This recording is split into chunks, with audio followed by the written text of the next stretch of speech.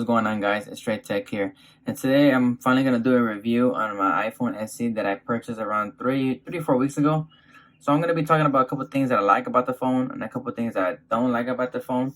So a couple things that I like about the phone is that it's a compact phone. It's a very small 4.7-inch LCD display, really small. It's really good using it one-handed. So literally with one thumb I can reach from corner to corner. I don't have to be, holding it with two hands to even do a text message or even scrolling through social media. I could do everything with one hand, which is, it feels good sometimes because I don't, I feel kind of lazy and I don't want to walk around with two hands holding a phone. So it just feels nice walking around, just, browsing through social media just by doing this with one hand.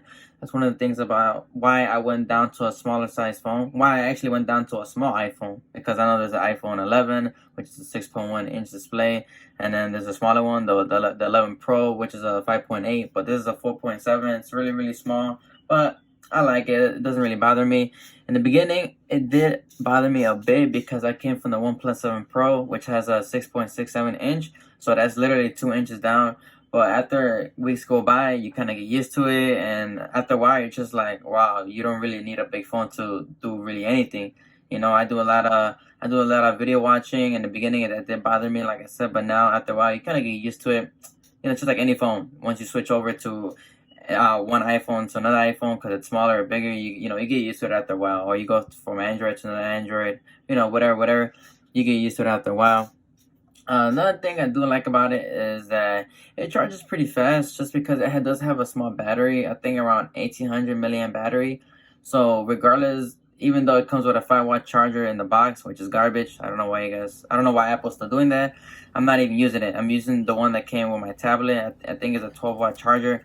So I charge it there, or even then I just use my wireless charging stand right here, which is pretty nice. So that's another thing why I like about wireless charging. When I sit here at my desk, I just put it on there without connecting anything. It's just seamless, it's effortless. You just put it on there and it starts charging it right away. So that's one thing I like about it. So it does charge fast, like I said. It's not that bad, but the battery life is pretty bad. Like, for today's standards, a phone that has 1800 milliamp battery is absolutely small, and it's pretty bad. Like I said, like me, I'm pretty a heavy user. I'm always on YouTube, I'm on Twitter, I'm on Instagram, Facebook, whatever. I'm always watching videos all day, and this dies. It drains so fast when you're watching videos. It even drains fast when you're in the camera, when you're using the camera and you're recording videos or you're taking pictures. Literally, the battery drops. Like, if you're using the camera for taking photos and taking videos for literally 10 minutes, it'll literally drop like 10-15% within those 10 minutes. So that's the only downside about this phone, is that I gotta keep charging it almost every other hour, just so that by the end of the day, I'm not like at 2% or 10%. I want it to be like at least 30%. So that's one bad thing, or one thing that I'm not used to, because on my other phone, I would never have to do that. I would literally charge it in the morning, and I would go through all the work, and I wouldn't charge it literally until 8-9 o'clock at night, and I'll be probably like at 15-20%. But this one, if I were to do that, if I were to wake up in the morning, not charge it at all during the day, I would literally probably be at 30% by 2 o'clock, like literally. So between 2 and 9 o'clock, 7-hour difference, yeah, that's a big difference. So that's one thing I think they should improve on it through updates. I hope they do fix the, optimize the battery a lot better. But for now, that's what I'm getting. I'm probably getting maybe 4 hours screen time with this phone. Maybe even less. I don't know. Because I don't usually let it drop to 0%. But I'm always constantly charging this phone. And that's one thing I don't like about it. Is I don't want to have that in the back of my head if I go out. I don't want to be thinking in the back of my head like, oh, if I use it too much, it's going to die soon. Like, I don't like that. So that's one thing I don't like about this phone. Okay, another thing that kind of bothers me is the Google feed. So if you're an Android user, you know that you could put your Google feed on the left side of the screen. So you just swipe over and it gives you a bunch of news that you like. You get to choose the topics that you like, electronics, sports, whatever. So every day it refreshes, every other hour it refreshes, sorry. So basically you're getting constant news throughout the day. And that's one thing that I always loved about Android, is that I don't have to go through Google and type in what's coming out today, what are the news today. Like, no, I wouldn't just swipe and it will tell me everything that's going on with the new products that are coming out, new Google phones, new iPhones, new Samsung, whatever. And I would think I'll be more up to date with the news. But now, since I got the iPhone, is that they do have Google News, but I don't think it's that useful. I don't like, even though I pick the things that I want to look at, I feel like it still doesn't give me the information that I want to look at during the day. So like I said, maybe it's just me being lazy. I think it's just easier for me just to go to the left side and it tells me everything right there, and I just like my phone and go with my day. But now I have to unlock it, I have to go to Google News and I have to click on it and I have to see what news are coming out. But like I said, that's one thing. Maybe me, that's just me nitpicking. I'm just used to an Android. I'm used to having the Google Newsfeed to the left side of the home screen. It's a lot easier to access. So now that I have the Google Newsfeed as an app, I barely go on it. So I feel like I'm falling behind on keeping up with new products that are coming out. So that's one thing that does bother me. I just wish that they would put the Google Newsfeed on this side, but Apple is just so heavy on Apple products and Apple apps. They just want you to focus on their apps, and that's it. So that's the one thing that sucks about it. But I guess I'll deal with it until then. I'll get another Android. But for now, I guess I'll deal with this. Okay, so another thing is the swipe typing. I know they brought this over.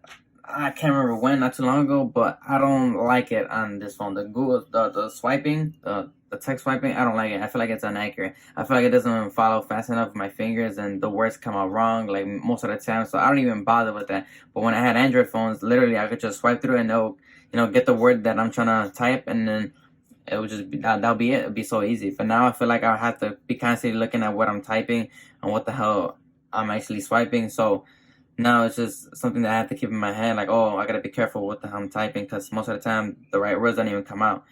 So that's one thing that I kind of don't like about it. Or maybe I'm just not used to it. Maybe because the phone's so small that it's just like I have to do it really quick. With a bigger phone, it was kind of a little bit easier to text swipe.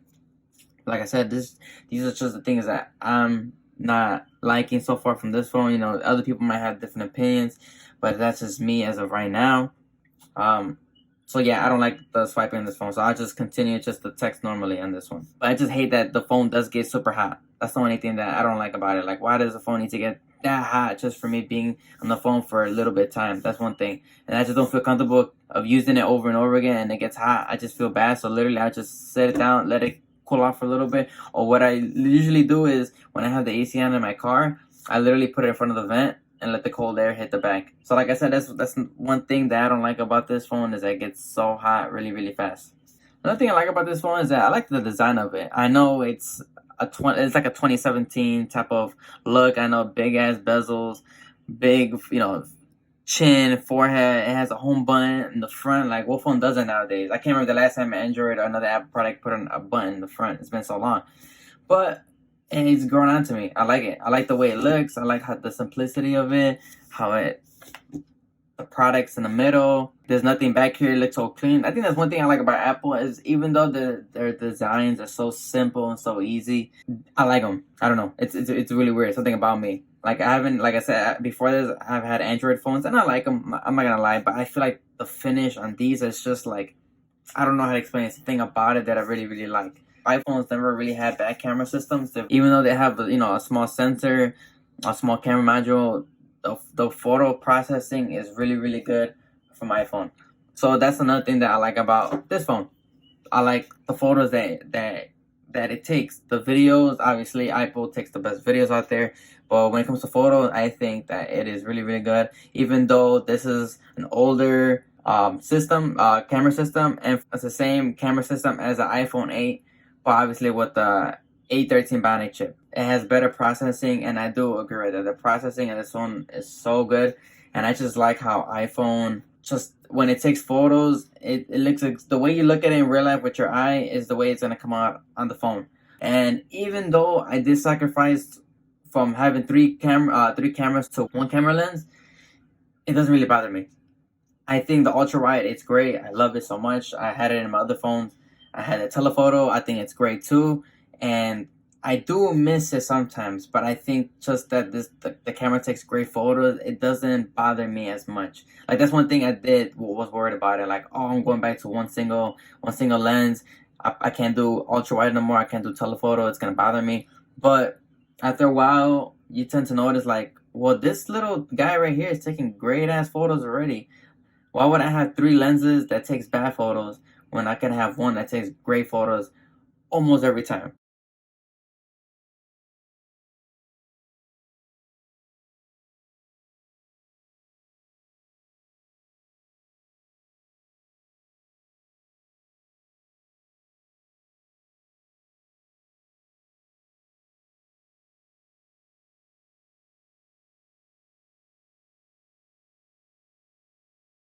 Another thing I do like about it is that it has a slider right here, or I don't know what it's called, the slider, but you go up and down on it, and you can put it on silent mode and take it off silent mode.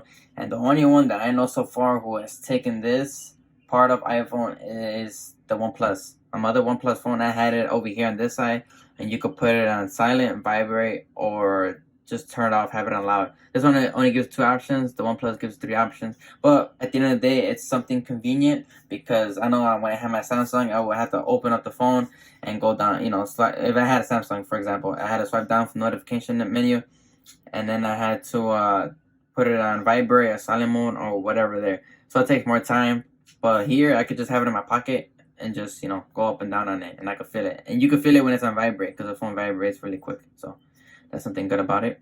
Another thing I like about it is that it does have wireless charging. Yeah, I know, like I said, it has bad battery life, but as long as it has wireless charging, I like it. And before, like I had the OnePlus 7 Pro, that one didn't support wireless charging, but the reason why it didn't bother me so much is that because it came with a 30-watt charger in the box. So it charges the phone from 0 to 40 in about 20 minutes, something like that. It charges really fast at the end of the day. So and it had a decent battery life, so I didn't really have to worry about charging it, or I didn't think about getting a wireless charger or whatever. So it didn't bother me that it didn't support it. But now that it does support it, I feel like it's very, very convenient. Like I didn't know how convenient it was. Just getting home from work and just putting it on the stand, and that's it. Like it's so easy. So like I said, in this one I have the stand right here. I got it on Amazon. I'll put it in the description below. So on this one you can put it however.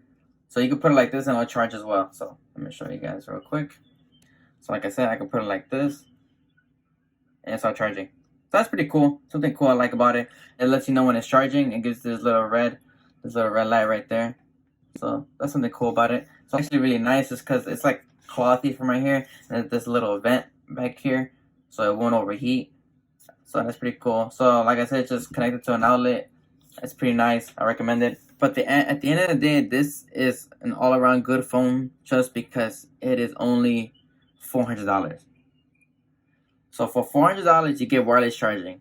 So most of the time when phones budget their phone around that price range, they kind of eliminate a couple things. For example, they eliminate wireless charging. They eliminate IP68 rating. For this phone, it does have IP68 water rating and does have wireless charging. So those are a couple things that didn't sacrifice it. And it has the 813 Bionic chip. That's one thing that surprised me because what I thought is, okay, they're gonna make an iPhone SE. That's $400. I can't remember the last time Apple made they made an iPhone that's at a budget level for people, because not everybody wants to spend $700. But nobody wants to spend $600, and everybody wants to spend $1,000, because at the end of the day, this phone that costs $400 does the same thing as an iPhone 11 or iPhone 11 Pro that costs what, $1,100 starting with 64 gigs. So at the end of the day, I think that this fits most people. In case you don't want to move on just the Face ID, if you want the fingerprint scanner right in the front, which is so accurate, I do love that. Something that I love about it now, especially nowadays with the face mask on, with the coronavirus going on, and I see a lot of people opening up their iPhones, then they have to put in the pin or whatever, blah blah blah, whatever. But for me, I could just I could wear a mask and I could just turn it on and I could go on with my day. So, like I said, you're talking about all day how good this phone is. And this phone is good for if you want to give your child their first phone, if you want to get your parents who is not up to date with technology, you want to get your parents another phone. This is a great phone because, like I said, it's a lot cheaper than most phones, and it provides a lot of good things. And if you're in the Apple ecosystem, okay, then there you go. You go upgrade to this phone. If you have an iPhone 8, but you want to upgrade to another phone that has a better camera and a faster processor, it's the exact same thing. This is the same thing as an iPhone 8 with an 813 Bionic chip with a better camera processing system and it has a bunch of other things. You know, like I said, it's not gonna blow you out the water. It's not doing crazy things, but it does. It checks every box. It does the right things, right? So, like I said, I highly recommend this phone. At the end of the day, okay. So, like and subscribe. I'll see you guys next time.